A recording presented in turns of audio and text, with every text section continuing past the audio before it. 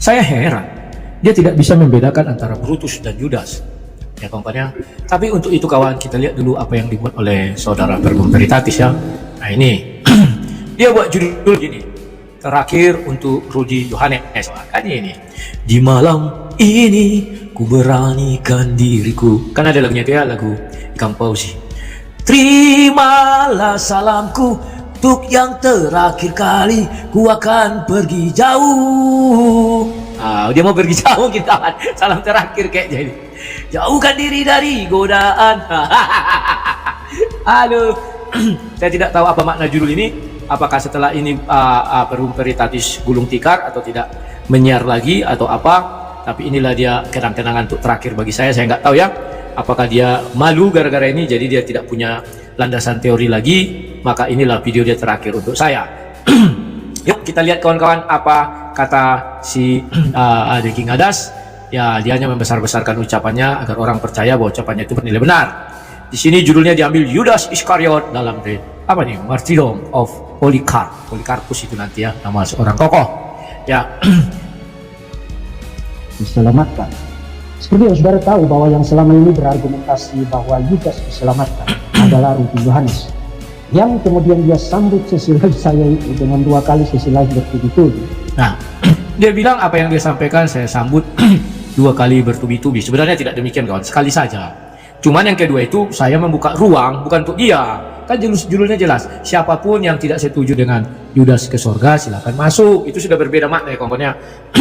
Dia selalu baperan ini orangnya. Merasa itu untuk dia kawan. Dan untuk dia itu yang pertama ya, yang kedua nggak untuk dia kawan-kawannya. Kita lanjutkan lagi kawan-kawannya. Wah mantap kok ada bahasa Indonesianya. Dia buat itu atau dari apanya?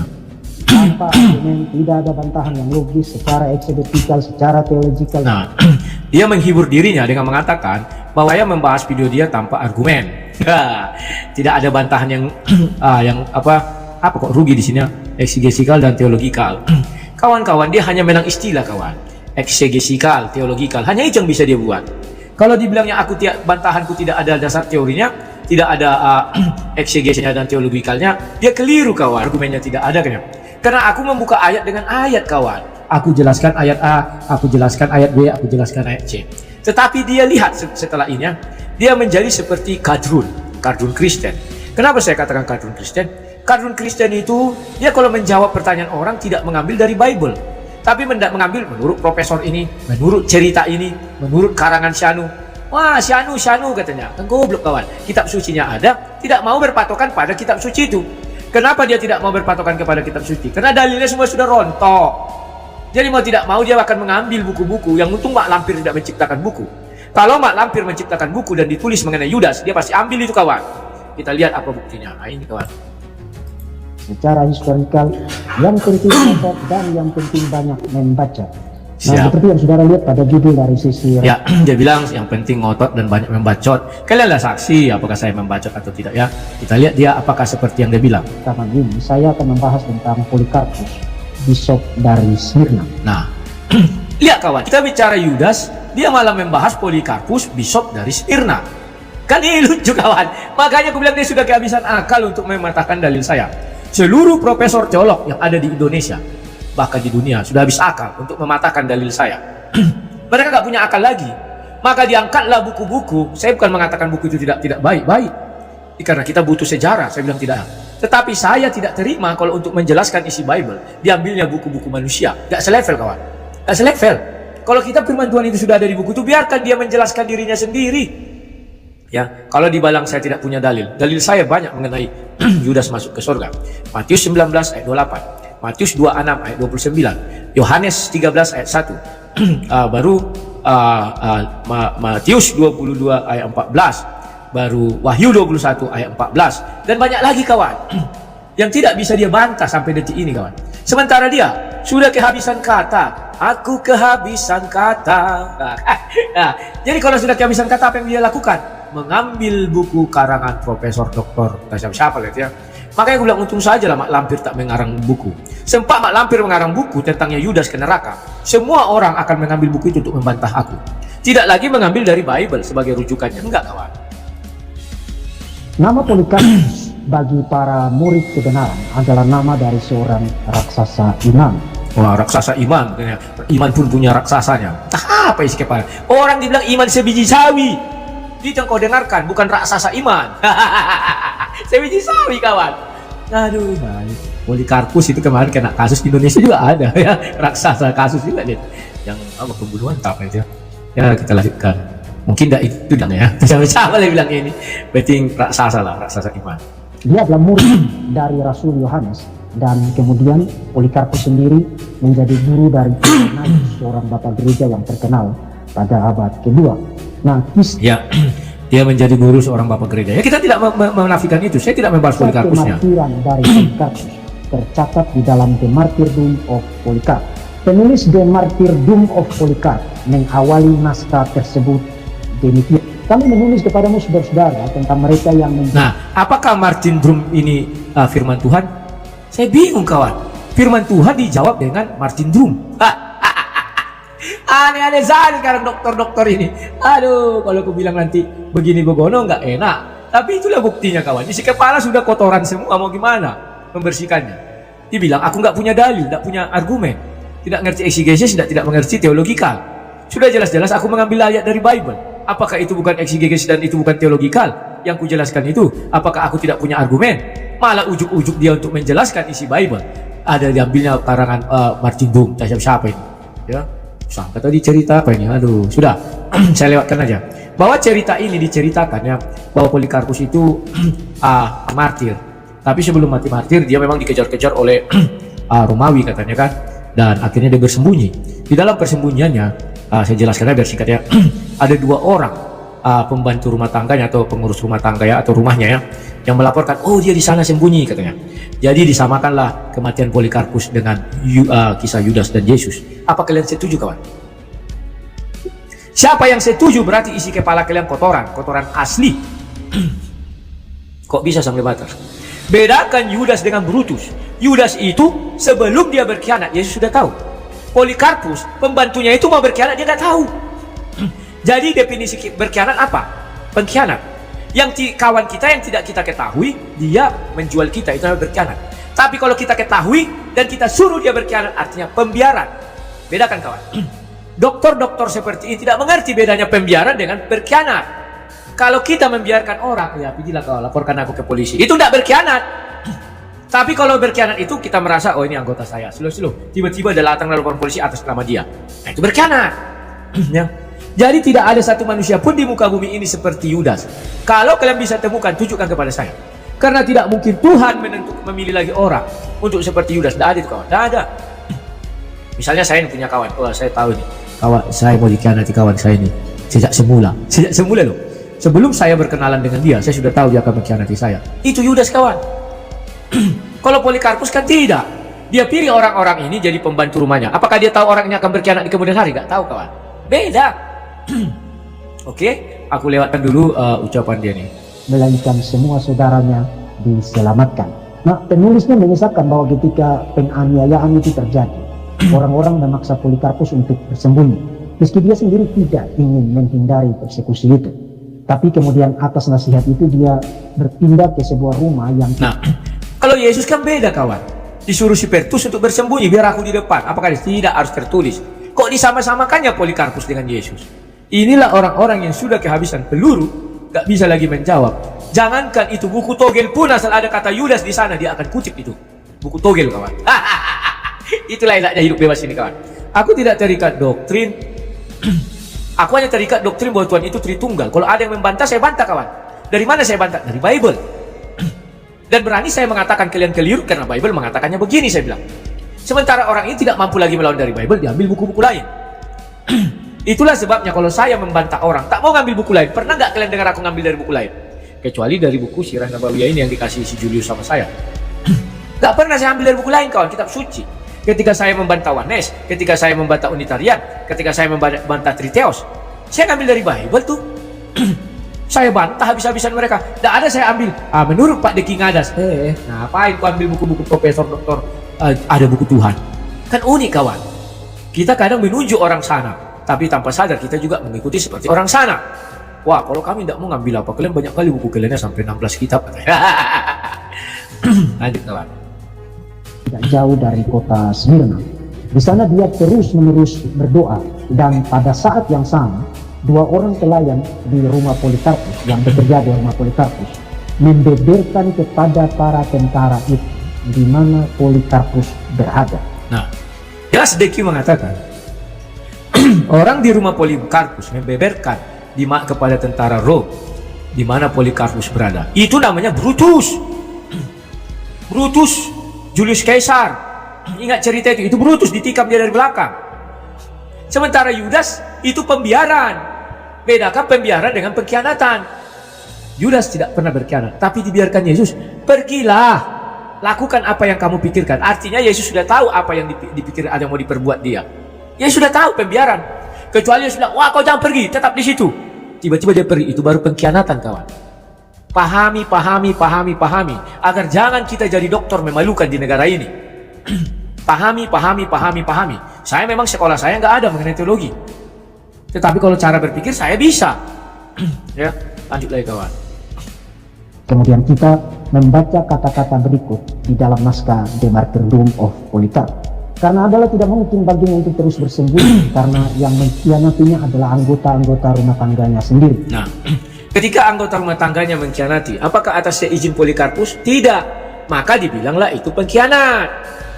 Kalau Yudas, oh kawan, kita jangan bicara asal bicara. Aku bukakan ayatnya kawan. Belum satu profesor doktor pun bisa mematakan dalilnya. Saya berani bicara sama mereka, ngapain takut? Kata kawan, disclaimer. Aku nggak ngerti-ngerti itu. Kayak bahasa Inggris ku dengar. Ayat 27. Nah, dan sesudah Yudas menerima roti itu, ia kerasukan iblis. Maka Yesus berkata kepadanya, apa yang hendak kau perbuat, perbuatlah dengan segera. Ini bukan pengkhianatan, tetapi sebuah pembiaran. Yesus yang menubuatkan, sudah tiba saatnya anak manusia akan diserahkan. Yesus menubuatkan, apakah harus terjadi? Ya, karena itu firman Tuhan, harus terjadi. Salah satu di antara kalian katanya, bukan aku ya Tuhan. Ya, kamu apa yang kamu katakan benar. Yesus tidak pernah menyalahkan Yudas, tetapi kenapa kalian menyalahkan Yudas?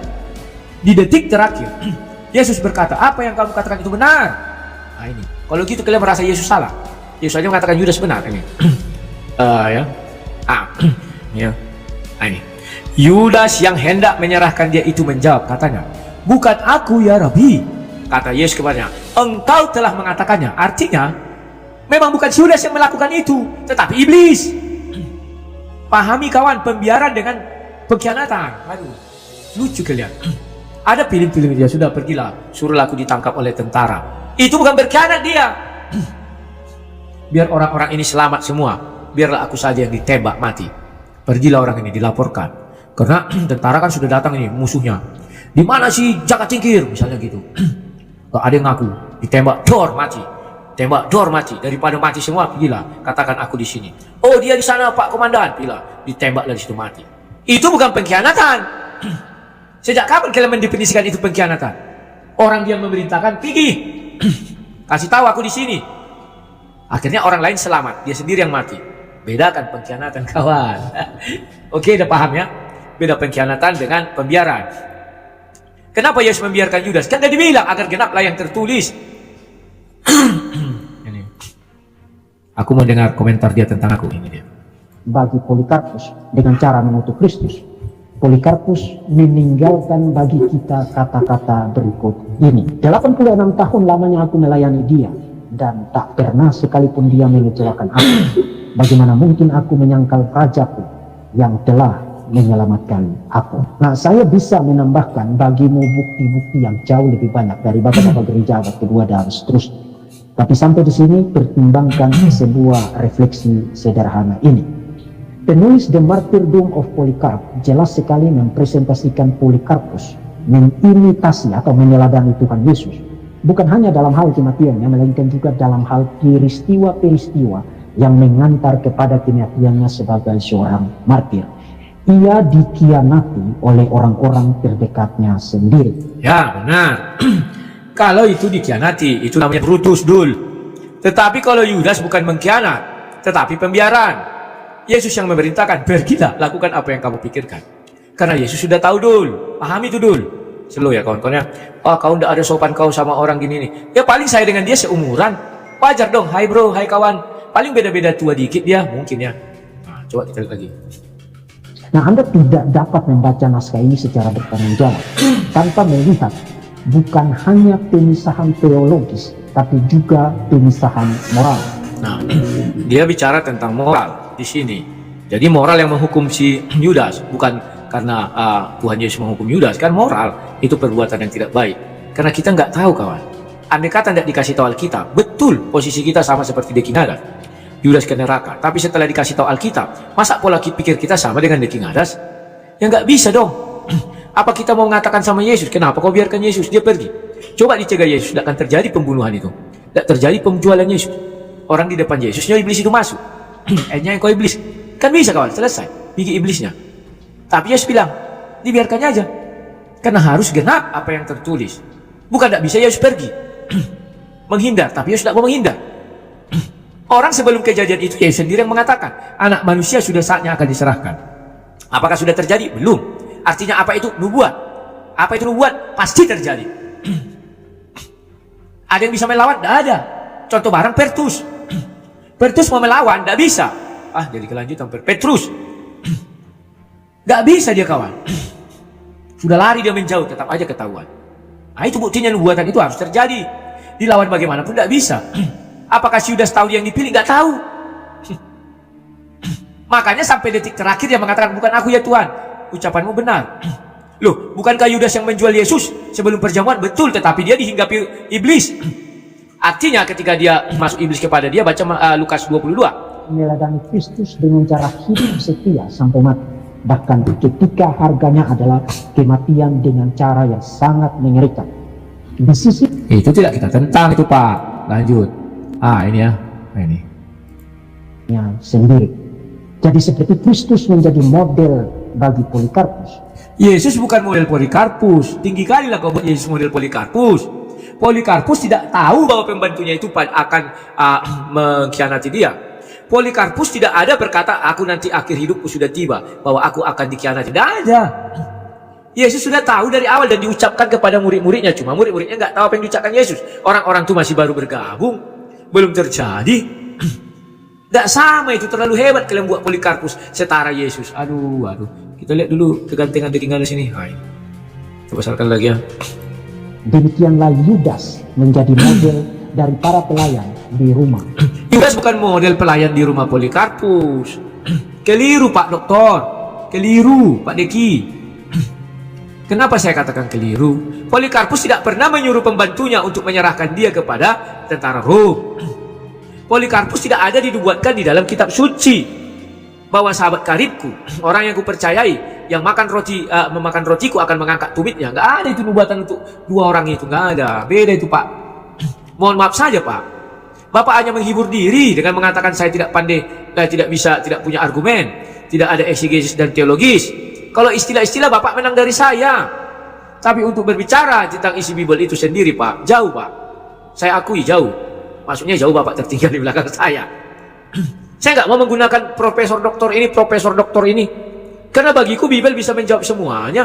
Bukan berarti aku nggak bisa membaca, bisa, tapi aku malas. Untuk apa? Kalau aku sudah tidak percaya dengan Bible, ya seperti Bapak ini. Mengambil jawaban sanggahan dari buku-buku duniawi. Yang untung di togel itu, atau kalian buku erek-erek, yang tebalnya segini, kitab erek-erek itu. Kalau tertulis itu Yudas, dan tertulis bahwa Yudas ini pengkhianat, pasti diambil beliau ini. Menurut buku togel erek-erek, nomor 87 itu adalah Yudas pengkhianat. Diambil dia kawan. Aduh, pahit kali memang dari ilmuwan Kristen ini ya. Kalau hidup di bawah bayang-bayang doktrin gereja. Tetap ingat kawan, saya tidak pernah mendirikan sekte atau aliran baru. Apa yang dilakukan Yudas, saya bilang, bunuh diri tidak baik. Karena tidak akan ada yang mengampuni kalian. Tapi kalau Yudas, dia berbesar jiwa. Karena dia pertama dipilih. Yang kedua dia dibela Yesus. Yang ketiga dia diampuni Yesus. Kalau kita, siapa mengampuni kita? Kita bunuh diri tujuannya apa? Enggak ada. Si Yudas kan dia dinubuatkan, lebih baik dia mati. Artinya dia sudah hidup. Bagaimana lebih baik dia tidak ada? Tidak dilahirkan artinya kan tidak ada. Bagaimana yang hidup menjadi tidak ada? Ya bunuh diri. Kan selesai. Jadi berargumentasi bahwa Yudas diselamatkan, kamu bukan hanya sudah menentang Yesus dan para rasul. Justru saya tidak menantang Yesus kalau saya katakan Yudas diselamatkan. Justru kalau Yudas tidak diselamatkan, Pak Deki Ngades yang menantang Yesus. Yang diperlukan orang itu bukan pengetahuan. Yang diperlukan orang itu kemampuan dan kepiawaian bersilat kata. Tapi kekristenan tidak boleh diajar oleh manusia berotak kosong, tidak mau belajar, tapi banyak ngomong. Nah, dia sudah mengatakan saya otak kosong, tidak mau belajar, ya banyak ngomong. Ya, kita lihat aja. Tanpa pengetahuan sama sekali, seperti awan tanpa hujan. Tanpa pengetahuan sama sekali, seperti awan tanpa hujan. Dan seperti balon besar. Dan seperti balon besar yang isinya angin doang. Dia nggak sadar bahwa isi kepalanya nggak ada, kawan. Malu aku melihat dokter seperti ini. Kalian bawa ke dokter manapun dibilang ini goblok, dokter paling goblok sedunia. Dia tidak bisa membedakan mana pengkhianatan, mana pembiaran. Nggak ngerti, kawan. Nggak ngerti. Tapi mengatakan saya isi kepala kosong. Di situ saya uniknya melihat orang-orang seperti ini. Sudah kayak kadal gurun. Sudah jelas-jelas mereka yang sudah nggak punya apa-apa, terpepet, dibilangnya saya yang kalah debat. Dibilangnya saya tidak punya otak. Itu teknik menghibur diri, gaya-gaya kadrun. Kristen ada kadrun? Ada. Banyak Kristen kadrun. Kemanapun kalian bawa pernyataan si Polikarpus, Sindeki Ngades ini, kawan. Dia pasti bilang orang nggak bisa membedakan antara membiarkan dengan pengkhianatan. Nggak bisa dibedakan, ya kawan. Oh, dia hanya memandang dari sudut orang di luar cerita itu. Yang mengetahui, oh ini pengkhianat dua-duanya. Tetapi orang yang mengetahui cerita itu, kita kan orang yang mengetahui. Karena di Bible dituliskan kalimat-kalimatnya. Ini pembiaran, bukan pengkhianatan. Kalimat pembiarannya mana?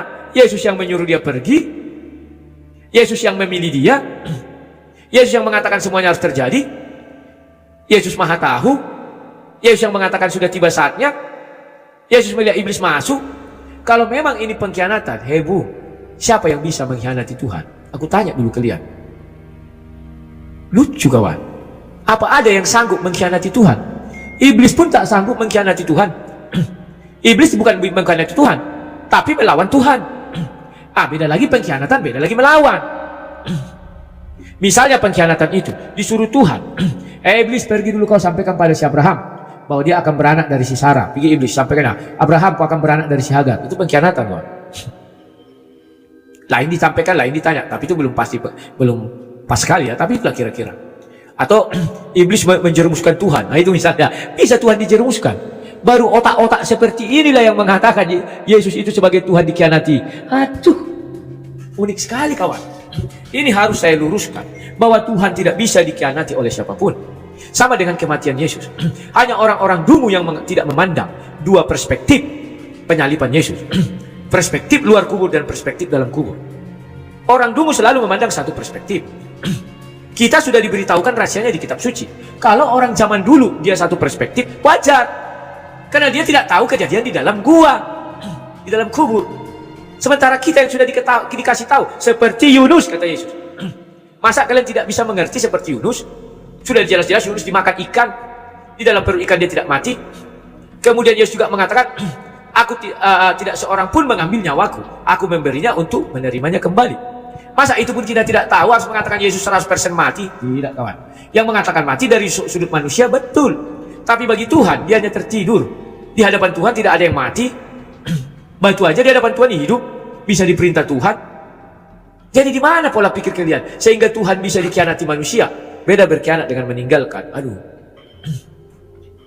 Yesus adalah Tuhan. Raja di atas segala raja yang bisa dikhianati. Unik, kawan, unik. Unik orang Kristen ini, kawan. Tapi mohon maaf, jangan karena kita berbeda pandangan lantas kalian benci kepada saya. Jangan, kawan. Saya hanya membuka wawasan kalian. Ingat, sekali lagi saya bilang, dan saya tidak pernah memaksakan kehendak bahwa kalian ingin Tuhan bisa dikhianati manusia. Silakan. Salam semuanya. Selamat pagi menjelang siang. Izinkan saya untuk intro dulu sebentar. Mohon atas dukungannya ya kepada channel ini, supaya channel ini terus berkembang. Mohon dibantu di subscribe, di like juga, di komentar juga, agar channel ini terus berkembang dan dikenal banyak orang. Share juga ke sosial media kalian supaya semakin luas. Oke, Sebelum menyaksikan, harap setidaknya ditonton sampai selesai agar apa yang disampaikan tidak ada kesalahpahaman, supaya apa yang disampaikan menjadi berkat untuk kita semua. Oke teman-teman, selamat menyaksikan. Kawan-kawan, selamat siang. Nah, kawan-kawan, sekarang saya akan mengulas dulu cerita kita hari ini, siang hari ini. Saya membuat judulnya begini. Nah, ini kawan. Hori Yawal, Yahwal itu ya Yawaloni bebas. Kosman, ya Pak Kosman itu Pak apa namanya itu, Pak Kosman, Pak MKC. Kalau aku buat di tempat punya MKC nggak lolos-lolos kawan. Ya Yawaloni pun nggak lolos. Nggak ngerti aku kenapa. Aku bukakan dulu beritanya kepada kalian dan analisa aku dulu benar ya kawan-kawan ya. Tak ada yang meleset. Ini. Ya Yawaloni selesai menjalani masa hukuman 5 bulan penjara di rutan Bareskrim. Wah, ternyata dia masih di rutan Bareskrim saja kawan. Belum sampai ke lembaga pemasyarakatannya. Belum sampai ke mana-mana. Yawaloni bebas per hari ini. Informasi penyidik yang bersangkutan selesai masa hukuman 31 Januari ya, kata Karopenmas Divisi Humas Polri Brigjen Ahmad Ramadan saat diminta konfirmasi Senin. Ramadan tidak memberikan informasi rinci terkait selesainya masa tahanan Yahya. Dia hanya mengatakan Yawaloni resmi bebas dari rumah tahanan rutan Bareskrim Polri ya. Nah, ini. Sebelumnya Yawaloni diponis 5 bulan penjara. Yawaloni diyakini melakukan tindak pidana ujaran kebencian terkait SARA. Nah, kawan-kawan, jadi Yawaloni wajar dia 5 bulan. Karena ajaran Kristen itu sendiri. Kalian protes saja kepada Yesus. Tuhan Yesus, kenapa engkau tidak mengajarkan kami untuk membenci musuh kami, untuk membunuh musuh kami? Pokoknya yang sejenis-jenis itulah kalian sampaikan. Ya. Nah, tetapi begitupun kawan-kawan, kalian tidak perlu berkecil hati. Kenapa? Ingat, pembalasan bukan hak kalian, itu hak Tuhan. Itulah yang diajarkan kepada orang Kristen. Pembalasan bukan hakmu, itu urusanku, kata Tuhan. Urusanmu apa Pertus? Ikut aku. Titik, selesai. Nah, sekarang hal yang bertolak belakang kalau kita lihat bagaimana dengan MKC. Saya sudah ingatkan berkali-kali, tidak usahlah ribut-ribut, aduh, nggak usah diberitahukan ke Paul Zhang. Kalian beritahukan dia dipukuli begini, begono, langsung Paul Zhang ambil panggung. Si Paul Zhang itu kawan berbahaya orangnya kawan. Sekarang Amin Wijaya sudah disepak dia.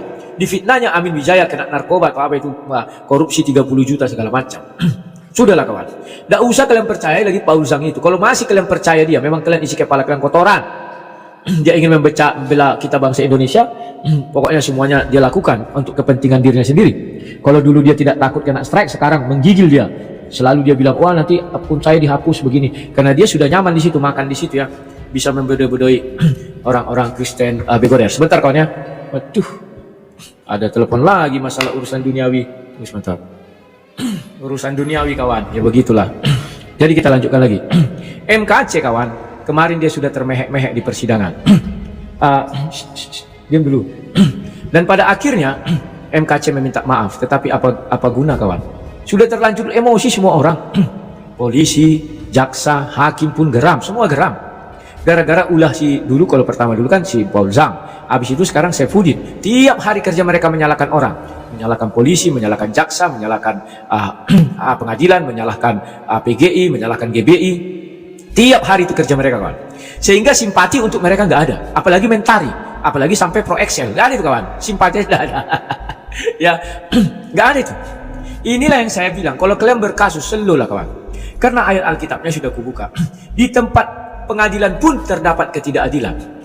Kalau kalian sudah memahami konsep itu, itulah sebabnya kalian lihat sering jaksa ketangkap. Kenapa? Disuap. Karena artinya tidak ada keadilan di situ. Maka caranya itu sudah pasti itu hukumnya. Ya suap aja sekalian. Hakim juga ketangkap. Kenapa? Suap aja. Maaflah, polisi juga ketangkap. Kenapa? Suap aja. Pengacara ketangkap. Suap aja. Oknum-oknum ya, maksudnya oknum. Nah, jadi di situ sudah jelas semua kawan. Maka nggak perlu ribut-ribut kalian kalau sudah berkasus ini kawan. Nggak ada cerita. Harusnya pengacara memahami hal ini. Jangan sok-sok suci. Saya bilang sok-sok suci. Siapa pengacara yang tidak pernah melakukan itu? Aduh, sudahlah kawan. Bersumpah dia di atas anak nama Tuhannya. Begitu bilangnya aku, baru kena petir lah dia mati kalau mau. Tapi kita harapkan pun begitu, Tuhan tidak datang langsung memetir dia ya. Ya aneh-aneh aja. Nah kawan, setelah itu MKC minta maaf. Apakah mereka memaafkan? Ini yang berat lagi. Dan saya pun belum melihat ketulusan si MKC minta maaf. Semoga nanti minta maaf dia sama pelapor, minta maaf dia sama MUI, minta maaf sama umat Islam. Tapi kupikir sudah terlambat, terlalu banyak sakit hati orang gue ya. Nah, sekarang judul saya buat Saifuddin menang banyak. Menangguh uang dia. Saifuddin di sini yang menang. Dijualnya MKC komoditas. Banyak orang menjual MKC sebagai komoditas, mulai dari Yusuf Manabulu, Paul Zhang, dan Saifuddin Ibrahim. Yusuf Manabulu sampai sekarang aku bilang menjual MKC. Laporan keuangan 27 Agustus sampai 10 September saya ingat terus belum dilaporkan dia, dan saya selalu mengatakan dia pembual, pendeta busuk, ya, menjual MKC untuk kesenangan dan kepentingan dia. Sebelum dia buka rekening atas nama Faisal Manabulu dan Mariana atau siapa itu, Suryani atau siapa nggak tahu aku. Demikian juga Paul Zhang. Sebelum kasus MKC, Paul Zhang nggak dikenal orang. Ya paling dikenal 50 semenjak kasus Nabi ke-26. Tetapi belum leda. Setelah kasus MKC dia menangguk besar kawan. Sehingga bodohnya orang Kristen, orang-orang Kristen bodoh banyak masuk di sana. Dan banyak merasa dia pahlawan. Dan banyak orang memasukkan donasi untuk MKC melalui dia. Tapi dia bilang, kami stop donasi untuk MKC. Kami alihkan ke lain. Tidak bisa. Itu harus dia serahkan kawan. Terlalu banyak dulu orang merongrong saya. Karena saya kritisi Paul Zhang. Bagi mereka Paul Zhang Nabi ke-26. Masih banyak orang begoder-begoder masuk ke Zoom-nya itu. Tolol-tololnya Kristen di situlah. Kalau kalian mau melihat Kristen tolol, tontonlah channelnya Paul Zhang. Sekalipun mereka tamatan S1, S2, S3, S-Utut, mereka itu tolol semua. Nonton aja gampang lihatnya. Putar channel Paul Zhang, lihatlah, situlah Kristen tolol itu bertengger semua. Gak tahu dia tinggal di Indonesia. Gak tahu dia orang tuanya di Indonesia. Dimaki-maki Indonesia selalu. Dimaki-maki presiden selalu. Apa-apaan itu? Ya. Keuntungan Paul Zhang di situ miliaran kawan. Jangan dia bilang, wah saya dah busuk. Dulu dia bilang, wah gaji saya 240.000 kan gini-gini. Sekarang dia takut kena strike channelnya. Lucu. Kalau memang gajinya besar ngapain takut? Slow saja lah. Ya kawan-kawan ya. Jadi di sini perlu kalian ketahui. Dan sekarang apa? Pernah dulu saya ungkapkan. Ada anggotanya Paul Zhang di Surabaya. Dia sepak kawan. Dia sepak. Alasan dia orang ini korupsi hanya 100.000. Gara-gara 10 nasi bungkus dia sepak. Padahal orang itu sudah menelepon koordinator di Surabaya. Orang yang mau berdonasi ini, katanya melalui bapak sajalah, orang 10 bungkus nasi aja kok. Karena bapak ini bagian memasak. Maka dia siapkan 10 bungkus. Kan dia pernah aku ceritakan, ditendang sama Paul Zhang. Memang waktu itu terlibat juga nama Pak apa itu yang sekarang ditendang Paul Zhang juga, itu yang dari Belanda. Alengso. Saya kasihan juga. Pak Alengso itu dulu baik juga sama saya. Tetapi itulah permainan politik Paul Zhang. Akhirnya Pak Alengso pun ditendang, disepak. Nah itu Amin Wijaya yang begitu setia mendampingi Paul Zhang dulu, disepak juga sekarang. Kasihan aku lihat Bro Amin. Saya kenal Amin Wijaya lama, lebih lama daripada si Paul Zhang. Paul Zhang itu anak kemarin sore yang ketiban, untung saja dia karena sudah di Jerman, maka dia bisa memaki-maki orang. Kalau di Indonesia percayalah kalian, saya berani taruh potong leher, potong telinga saja, kalau leher nanti mati. Biar kalian lihat saya berderita. Tidak akan berani Paul Zhang melakukan hal yang sama di Indonesia. Belum ada orang pendebat sejago sang debaters yang seberani sang debat. Belum ada. Siapa kalian bilang belum ada? Luga Tambunan belum sanggup. Mereka belum sanggup. Nah itu biar kalian tahu. Paham ya? Nah kawan-kawan, sekarang kalian lihat berapa banyak kekayaan Saifuddin Ibrahim bertambahnya semenjak kasus MKC. Itulah sebabnya Saifuddin getol, menyalah-nyalakan hakim, menyalah-nyalakan jaksa, menyalah-nyalakan polisi, menyalah-nyalakan semua yang bisa dia salahkan, dia salahkan. Tujuannya satu, biar orang simpati sama dia. Kan banyak Kristen tolol, sudah aku bilang. Suka mereka beli anggir gitu. Simpati sama si Saifuddin Ibrahim, maka dikirimlah Pro XL dan Mentari. Otak kepalanya isinya uang. Sebelum dia memegang MKC, dia tidak berhasil mendirikan gereja Murtadin. Setelah dia memasukkan dalam programnya penyelamatan MKC, penyelamatan saya bilang, tapi nggak selamat-selamat, karena dia gagal, maka naiklah pundi-pundi dia. Kelihatan kok. Maka dia langsung bisa beli ruko, beli lintas sewa, nggak tolak. Langsung dari dibukanya gereja Murtadin itu kawan. Saifuddin Ibrahim sekarang menari-nari di atas penderitaan MKC. Oke. Saya ajak kalian berpikir jernih, terserah kalian mau maki saya, maki aja lah. Saya udah kenyang kok dengan makian dari dulu. Peduli setan, ya kawan-kawan ya. Saya sudah peduli setan semenjak dulu kalian jadi tolol apa semua ya. The gobloks lah ya, the gobloks pulang. Semenjak kalian jadi the gobloks itu ya udah. Banyak dapat dia kawan dari jualan-jualan MKC itu banyak. Sudahlah, nggak usah pala kalian sanksikan ucapanku ini. Kalau nggak percaya buka rekeningnya itu. Ya, kalau dia keberatan, entah laporkan saya silakan. Kita buka rekeningnya. Dapatnya banyak kawan. Nah ini kawan. Dia sudah menang. Sekarang mana mau dia? Mana kesaksian dia di pengadilan? Coba kalian tanyakan sama si Moses si Ulu Kotorulu itu. Ku bilang dia Kotorulu. Wah kau mau menghina pendeta. Mana pendeta itu? Penjaga kuil ya pendeta dia. Dia bukan gembala. Kau buka dulu. Mana kesaksian Pak Saifuddin bilang ketika persidangan MKC. Percaya kalian justru dia memberatkan si MKC. Aku yakin itu. Itu hebatnya kawan. Tapi masih banyak Kristen tolol yang nggak tahu akan hal ini. Itu jadi pembiaran, seolah-olah kalau kami kritisi nanti dia hamba Tuhan, kami ditempeleng Tuhan. Mana mau Tuhan main tempeleng kalian? Aduh, sudahlah kawan. Sedangkan pelacur aja nggak mau dilempar Yesus, apalagi lah kalian yang mengkritisi si Teung itu. Slow aja kawan. Ya, tetapi ya sudahlah, itu memang sudah bagian saya, memang harus dilepaskan begitu. Sampai menderita saya gara-gara itu kawan. MKC dan saya lah orang yang menderita di dalam kasus MKC. Paul Zhang untung besar, Yusuf Manuk Bulu juga untung besar. Saifuddin Ibrahim juga untung besar. Karena Saifuddin Ibrahim kalau sidang dipercepat, dia kehilangan mata pencarian, dia kehilangan sumber untuk tipu-tipu umat, kehilangan sumber untuk menangguk-nangguk uang, kehilangan. Maka itulah sumber dia yang paling enak dan empuk. Maka dia perlambatlah di situ dan dia perlama. Gara-gara nafsu birahinya Saifuddin Ibrahim untuk menguasai kasus MKC yang menderita kawan. Kasihan saya. Tetapi ya sudahlah, kita doakan Pak MKC kuat. Ingat, dia sudah masuk rumah sakit berapa kali, tetapi dia masih hidup juga. Artinya apa? Saya percaya Tuhan bersama dia. Ya. Lo kok sang debater bisa mengatakan Tuhan bersama dia? Ya Tuhan bersama siapa saja. Orang berdosa pun Tuhan datang. Tapi dia sudah menghina Islam, gara-gara itu tangkap. Iya. Tapi dia kan tidak menghina Roh Kudus. Hanya yang menghina Roh Kudus lah Tuhan tidak ada di dalam dirinya. Sedangkan di diri pelacur aja Tuhan datang. Loh, ini batu kau lempar kalau ada yang berani. Itu kan Tuhan langsung itu. Kalian kira itu siapa? Maka dari itu kawan, saya percaya dia masih dilindungi Tuhan. Semoga kalian semua paham apa yang saya maksudkan, dan semoga isi kepala kalian tertaruh pada tempat yang benar.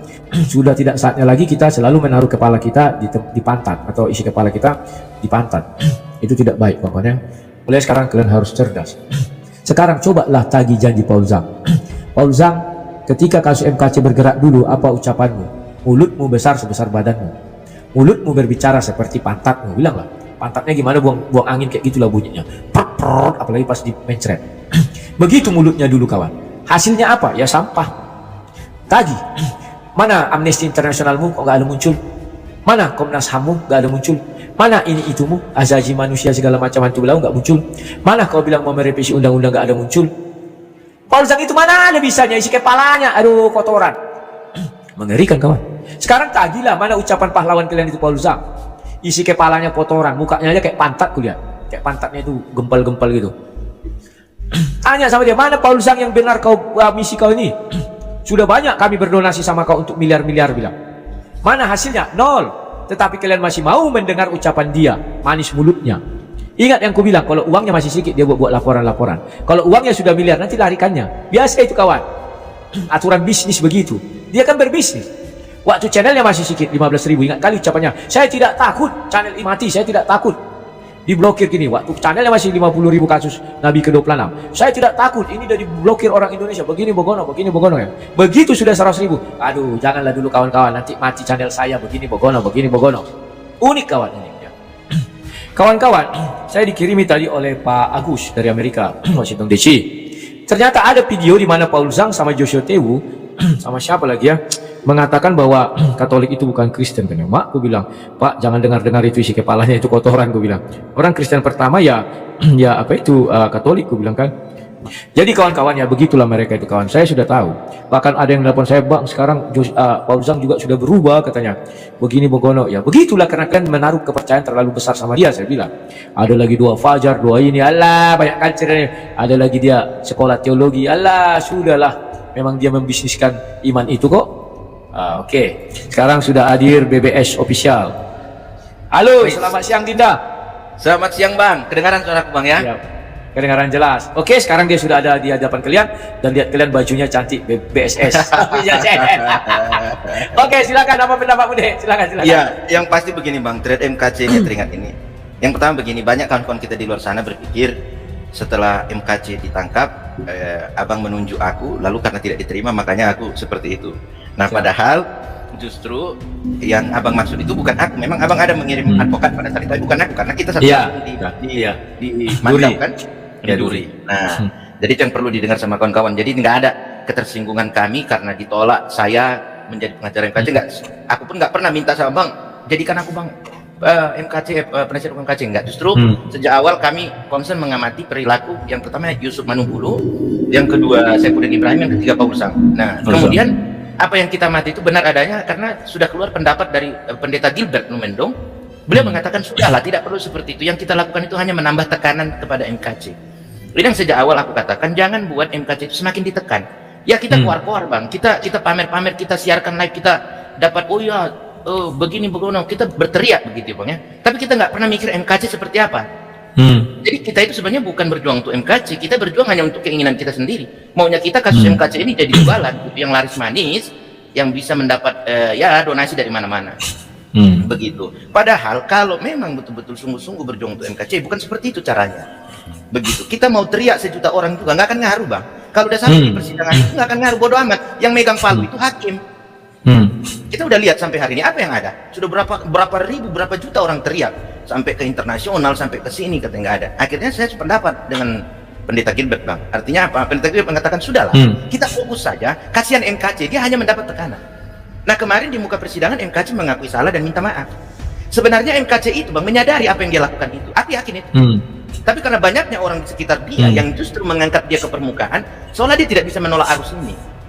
Buktinya dia minta maaf. Kalau dia memang tidak mengakui perbuatan salahnya, kenapa dia minta maaf? Yang pertama, dia tidak ada diminta sama saksi-saksi itu untuk minta maaf. Tapi itu kesadaran MKC. Dan itu baik untuk diri MKC bang. Baik, sangat baik. Tapi kita lihat dari gelagat sidang itu, kayaknya hakim udah nggak apalagi. Nggak respect. Nggak tertarik lagi dengan lagi. Jadi mereka sudah kepalang, diajak perang, ya udah perang ketanggung basah, ayo perang buka-bukaan lah sesuai dengan fakta persidangan, begitu ya. Nah itu yang aku maksud. Kemudian sebentar Ya. sebentar deh. Menurutmu kira-kira ada nggak info yang kau dapat Saifuddin Ibrahim sudah memberi kesaksian? Memberi kesaksian di BAP ada? Yang di pengadilan belum ya? Belum. Karena yang ku pertanyakan, masih JPU belum masuk dari pengacara? PH. Belum ya? Oh, karena aku ingat dulu Saifuddin Ibrahim bilang mungkin minggu depan, ada waktu itu dia bilang. Berarti belum ya? Belum. Oke, lanjut. Sekarang Paul Zhang kenapa? Di sini yang aku katakan itu. Sebenarnya kalau kita lihat Saifuddin Ibrahim, Paul Zhang, Yusuf Mandibulu, apa mereka ada membela MKC? Enggak, Bang. Tidak ada, aku mencari tidak ada. Orang itu hanya komoditas. Ya. Apa mereka bisa membuat MKC tidak bersalah? Tidak bisa. Nggak ada yang mereka lakukan. Ini kawan-kawan kita nggak paham. Dan ingat dulu deh, ketika pertama kasus ini beredar, apa kata si Paul Zhang? MKC tidak bersalah, harus bebas, ingat tak? Baru di pengacaranya pertama dulu yang Yusuf Manubulu juga mengatakan itu dari warung pecel lele, ingat kali aku. Baru Pak Saifuddin Ibrahim juga mengatakan yang sama. Tetapi sekarang semua apa? Butut. Silakan lanjut. Itu yang aku bilang. Nah, justru Bang, apa yang dikatakan Pendeta Gilbert itu? Justru MKC akan kehilangan simpatik dan rasa rasa iba yang meringankan dia nanti di putusan. Ya, MKC sudah kehilangan itu. Abang lihat nggak waktu sidang terakhir ketika jaksa keberatan terhadap live streaming itu? Jaksa bilang apa? Yang mulia, nanti ini habis itu dibuat di YouTube dibilang jaksa terkencing-kencing, jaksa pingsan. Berarti semua yang ada di medsos itu sudah tercover sama hakim dan jaksa. Tapi tidak mungkin itu diungkapkan di persidangan karena di luar pokok perkara. Tetapi itu disimpan dalam hati dan pikiran mereka. Nah, berbahayanya belum nonton aku tuh ada dibilangnya gitu. Ada. Berbahayanya ketika penuntut umum nanti menyusun tuntutan, itu akan teringat lagi. Ini MKC minta maaf di persidangan, tapi di luar dia bohong, nggak minta maaf. Padahal itu perilaku orang lain, Bang. Ya, kalau penuntut umum dan hakim bisa membedakan ini perilaku MKC, itu perilaku orang lain. Tapi kalau sudah terlanjur kehilangan simpati, jadi kita hanya melihat MKC ini seolah-olah korban ketidakadilan. Padahal dia diperlakukan tidak adil karena kita. Ya. Bukan karena perilakunya. Gitu. MKC nanti diputus berat bukan karena perbuatan MKC-nya, Bang. Aku akan katakan itu. Aku setuju. MKC dihukum berat bukan karena perbuatan MKC, tapi karena perbuatan orang-orang di sekeliling MKC yang membuat masalah MKC ini seperti masalah teroris, padahal bukan. Iya, bukan ya. Dan menjadi komoditas intinya itulah. Iya. Nah, pertanyaannya apakah dengan demikian kita membela MKC? No, kita membela keinginan kita. Betul. Ini yang selalu aku katakan. Dan itu membenamkan MKC lah ya. Iya, puji Tuhan Pendeta Gilbert sudah angkat bicara dan bersependapat dengan saya. Ya, kalau mungkin aku bukan pendeta, tapi Pendeta Gilbert fair ya, dia sudah ketemu langsung dengan MKC, sudah tanyakan apa motivasinya. Maka Pendeta Gilbert mengajak kita berdoa saja. Biarkan kita kerja, jangan ikut-ikutan. Nah, sekarang deh, aku kemarin sempat mengatakan begini. Saifuddin Ibrahim dalam kasus ini sekarang sedang cuci tangan. Karena dia tidak mampu lagi, maka seluruh apapun yang disalah-salahkannya. Mulai dari GBI sebagai institusi maupun oknum-oknum pendetanya, mulai dari PGI, semuanya dia salahkan. Menurutmu fenomena apa lagi yang dibangun si Saifuddin ini? Ya, dia berusaha untuk mempertahankan keinginannya itu, Bang. Dia nggak mau kehilangan apa yang sudah dia impikan itu, dia ingin dapatkan itu dari perkara MKC ini. Sehingga siapapun yang tidak setuju dengan MKC dia katakan itu salah. Itu padahal kita berbicara kebenaran ya. Berbicara itulah adanya. Tidak mungkin kita minta pendeta yang betul-betul pendeta mau berbohong. Gitu loh. Hanya untuk sesuai dengan keinginan Saifuddin. GBI disalahkan, PGI disalahkan, semua disalahkan. Ya, habis manis sepadi buang begini-begini. Padahal kalau memang di fakta persidangan, Bang, semakin berbohong MKT semakin tenggelam. Iya, itu betul. kuncinya. Semakin berbohong semakin tenggelam. Hakim itu nampaknya diam-diam begitu, Bang. Tapi itu alat rekamnya itu di mana-mana itu, Bang. Selesai sidang itu didengar terus itu sampai tengah malam. Iya, iya. Sama kayak kita PH. Kalau kita mengingat semua fakta persidangan pada saat persidangan itu nggak dapat, Bang. Tapi selesai sidang, nanti kita dengar itu. Satu-satu kita urai. Berbahaya, jangan kasih keterangan yang bohong. Apa yang dilakukan oleh pendeta GBI itu sudah tepat untuk MKC. Sudah tepat. Tidak ditambahi, tidak dikurangi. Begitu. Dan satu yang mereka tidak pernah ungkap ke persidangan. Itu loh. Yang sampai saat ini aku tunggu-tunggu. Ya. Kenapa mereka tidak pernah menghadirkan pendeta yang membaptis MKC? Bukan yang dari GBI itu katanya kemarin. Bukan, ada katanya pendeta di Jakarta. Bukan itu ya? Bukan. Yang dibilangnya kami sudah minta MKC buat surat menyurat, tapi dia nggak mau melengkapi, bahkan KTP-nya pun masih Islam. Bukan itu ya? Bukan, itu pendeta GBI yang menerima pendaftaran jemaat, tapi yang membaptis MKC itu tidak dihadirkan. Ini aku kebingungan. Ada apa sebenarnya dengan MKC ini? Oh, belum ya? Iya, kalau kita mau membela MKC sebagai Kristen, ya kita tonjolkan kekristenan dia dong. Iya. Gitu loh.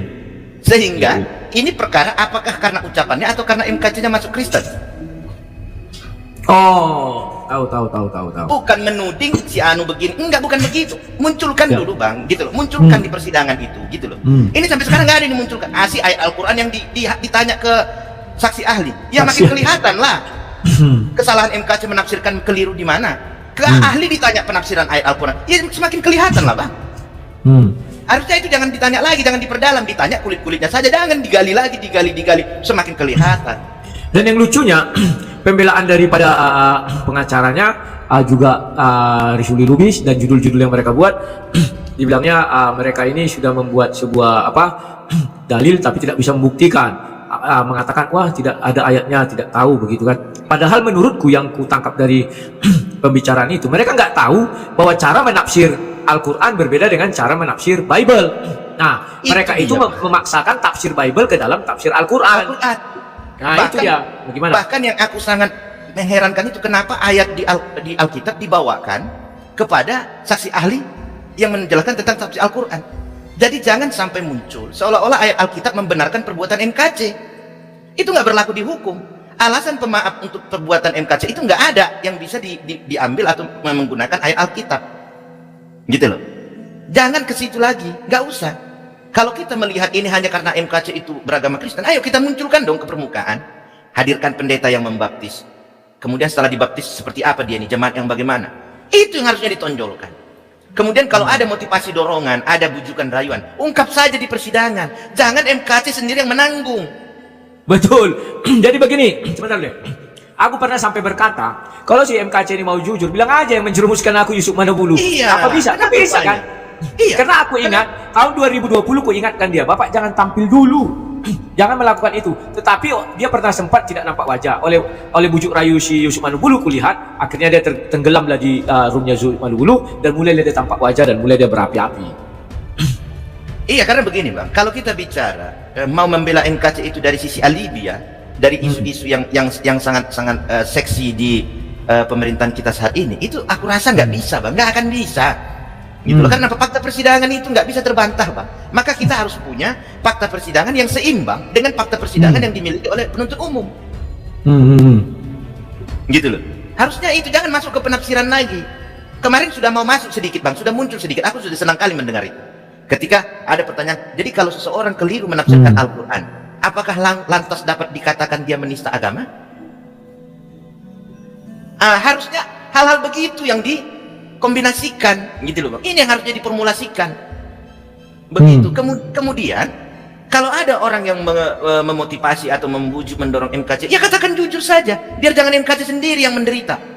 Kita hari ini, Bang, enak saja mengatakan, oh jaksa curang, polisi curang. Yang jalani hukuman MKC, kawan-kawan, bukan kita. Kita mau maki-maki jaksa juga, mau maki-maki hakim, mau maki-maki siapa, nggak akan mengurangi penderitaan MKC di dalam sana. Nggak ngaruh ya. Iya, kita ini mau membantu MKC atau memang hanya mau memuaskan kebencian kita? Begitu. Artinya apa? Saya mengupas fakta persidangan itu biar kita itu berpikir cerdas. Oh, ini MKC ternyata nggak bisa diselamatkan, nggak bisa dibela dengan cara seperti itu. MKC nggak akan mendapat keringanan apapun dengan cara-cara seperti itu. Nah, sekarang dari sudut lawyernya dulu. Aku lihat dari semenjak mulai kasus ini, lawyer yang ada terakhir ini, Junta Bersaudara itu, yang saya lihat sedang membangun opini. Opini apa yang mereka bangun seolah-olah ini barang ini bisa bebas murni. Karena dia tidak menista, karena dia tidak begini begono. Maka yang mereka bangun sampai detik ini selalu mempersalahkan pengadilan lah, polisi lah, segala macam. Apa karena mereka tidak terkena undang-undang, maka mereka bebas bicara apa saja, atau bagaimana itu kira-kira? Sebenarnya ini yang aku katakan itu, Bang. Di sini aku pun keberatan. Hakim MKC ini kurang tegas. Kurang tegas ya. Justru banyak statement atau alibi yang disampaikan di luar persidangan. Harusnya itu diingatkan oleh hakim. Kalau mau menyampaikan pendapat atau pembelaan terhadap klien, itu di dalam persidangan, di muka persidangan. Ya, kalaupun mau memberikan informasi kepada media, medianya itu harus media yang terverifikasi oleh Dewan Pers. Jangan membangun opini liar. Gitu loh. Nanti yang terjadi, Bang, yang terjadi ini ada dua penyakit. Penyakit pertama, MKC dihukum berat. Penyakit kedua, masyarakat benci kepada penegak hukum. Ya. Padahal maunya kita apa? MKC diringankan, itu kan maunya kita kan. Keinginan kita yang paling dalam di hati kita, MKC ya sudahlah, ringankan hukuman MKC, dia sudah lanjut usia, dia bukan mencari makan dari apa yang dia lakukan. Ini yang harusnya dimunculkan loh, Bang, gitu loh. Jangan justru mau nantangin terus. Apa kata Pendeta Gilbert itu udah benar. Dengarkan Pendeta Gilbert itu. Ayo, kita bukan mengatakan roh ketakutan, Bang. Enggak, berperang itu bukan harus dengan pedang, Bang. Berperang itu bukan dengan harus kata kasar atau dengan kata lantang, tidak. Berperang itu yang paling penting punya strategi. Strateginya apa? Dan itu abang sudah sampaikan di rumahnya Paul Zhang dulu sebelum MKC jauh baru ditangkap, abang hadir di rumahnya Paul Zhang, sudah abang sampaikan strategi yang seperti pernah abang jalani, abang sudah lalui langsung, abang sudah rasakan langsung kayak mana proses hukum di Indonesia ini, tapi kan tidak didengar. Ya wes, begitu loh. Ya tugas kita sekarang karena mereka jangan sampai kebablasan, itu aja, Bang. Ya, keinginan mereka dulu kan bebas. Aku udah ingatkan, tidak bisa. Tapi orang itu ngotot. Sampai ingat dulu dirimu, dia bilangnya kita bawa ke internasional, intermi, tahap apalah internya dibawanya semua. Tetapi hasilnya apa? Nol. Bagaimana menurutmu fenomena yang terjadi sekarang? Orang masih banyak juga duduk di tempat Paul Zhang itu mendengar ocehan-ocehan si muka pantat itu. Sebenarnya bedanya cuma satu aja, Bang. Kalau abang berani mengangkat isu-isu tentang radikalisme ya, tentang kadrun-kadrun apa itu, ya abang, ya mungkin rumah abang juga rame, Bang. Tapi mereka ini tersulap, tersihir. Aku mau katakan, Bang, mau 200 juta orang di rumah Paul Zhang bicara 1 kali 24 jam, 7 kali 24 jam, tidak akan ada efeknya untuk menangkal radikalisme di Indonesia. Ya, betul. Saya setuju. Langkah nasional penanggulangan radikalisme itu sudah diatur, Bang, di dalam Peraturan Presiden Nomor 7 Tahun 2021. Mari sama-sama kita pelajari langkah-langkah apa saja. Bagi masyarakat ada langkah yang bisa diambil. Itu harusnya yang kita lakukan, bukan rame-rame masuk ke rumah Paul Zhang. Gitu loh. Mereka ini nggak sadar. Atau karena dia nabi, katanya nubuatan dia terbukti benar. Aduh, kalau itu, Bang, lebih benar lagi nubuatan Mama Loren. Kalau daripada Paul Zhang, apa sih Paul Zhang? Mama Loren sampai jatuh pesawat, bencana alam dia prediksi. Gitu loh. Mama Loren itu loh, Bang. Gitu loh. Jadi hebat loh Mama Loren. Ya. Jadi begini, Bang. Si Paul Zhang ini dia sengaja membangun kayak baru-baru ini ya, Batak Aceh begitu kan, Katolik biasalah. Jadi ketika ada nanti yang menyerang dia, mengancam, Bang, abang tahu nggak? Ancaman itu akan dia jadikan minta suaka ke negara dia berdiam sekarang. Itu loh. Jadi dia sengaja membangun konflik. Iya. Nah, ini saya udah nggak nyaman loh. Ini saya diancam. Padahal dia sendiri. Jadi dia ini, Bang, manajemen konfliknya aku angkat tangan. Nah, masyarakat nggak paham ini, Bang. Kawan-kawan kita ini nggak paham ini. Apa yang bisa dilakukan Paul Zhang untuk menyelamatkan Indonesia dari radikalisme, untuk menyelamatkan umat Kristen dari penindasan, menyelamatkan dirinya saja dia tidak mampu. Siap. Dia berani menangkal masalah kepada orang, masalah yang datang untuk orang lain, masalah ke dirinya sendiri dia tidak berani hadapi. Jauh lebih kesatria, jauh lebih berjiwa besar seorang MKC daripada Paul Zhang. Iya betul. MKC nggak lari, dia lari keluar. Nggak lari, dia hadapi. Belum dikejar. Dia sampai dia dianiaya oleh Napoleon, dia hadapi semua, dia terima. Itulah seorang Kristen sebenarnya, Bang. Kalau ada yang mengatakan Paul Zhang itu nabi atau Kristen, Kristen apaan dia? Kristen itu nggak pernah lari dari masalah, Bang. Kristen itu nggak pernah pengecut. Apa yang kita lakukan, akui salah, terlebih di hadapan Tuhan. Ya Tuhan, aku salah, ampuni aku, ringankan hukuman, beres. Makanya kita ampunilah kami seperti kami mengampuni orang yang bersalah kepada kami. Kita dituntut menjadi orang yang berani mengakui perbuatan salah kita. Kalau sembunyi-sembunyi, bagaimana? Sedangkan ke manusia aja dia sembunyi. Di hadapan manusia aja dia bersembunyi masalah yang dia buat. Lari ke sana ke sini. Ada api dong. Nggak percaya Tuhan mampu menyelamatkanmu di dalam penjara? Siap. Ayo kita uji. Betul, Kita betul. uji, Pak Usang. Kalau Anda percaya Tuhan itu bisa menyelamatkanmu, jangankan di dalam penjara. Yunus di perut ikan, Daniel di gua singa, diselamatkan oleh Tuhan. Selamat. Iya. Jangankan sebesar mobil atau sebesar gedung, sebesar biji sesawi pun Sawi. imanmu Pak Usang, kau bisa memindahkan gunung. Yang lebih Kristen saya atau Anda sekarang? Siap. Begitu Bang. Oke Bang, thank you, Oke. karena aku juga mau live bahas, Siap. aku mau live bahas ini Siap, Edi siap. Mulyadi. Nanti iya. Edi Mulyadi. Aku tadi lihat TikToknya, sekarang dia pura-pura membela-bela orang Kalimantan, memojok-mojokkan negara. Ya sudah berapa tahun hasil bumi dia apa dikuras katanya. Teknik awen ya. Oke Dek, terima kasih ya. Yep, thank you. Shalom teman-teman semuanya. Saya ucapkan terima kasih banyak, sebesar-besarnya hatur nuhun untuk semuanya yang telah menonton setia di channel ini, yang telah mensubscribe, yang telah men-like ataupun berkomentar. Terima kasih atas dukungannya. Jangan lupa dibantu ya. Bagi yang belum subscribe, mohon dibantu supaya agar channel ini terus berkembang dan dikenal banyak orang, agar saya terus semangat. Mungkin itu yang saya sampaikan. Mohon maaf jika ada kekurangan.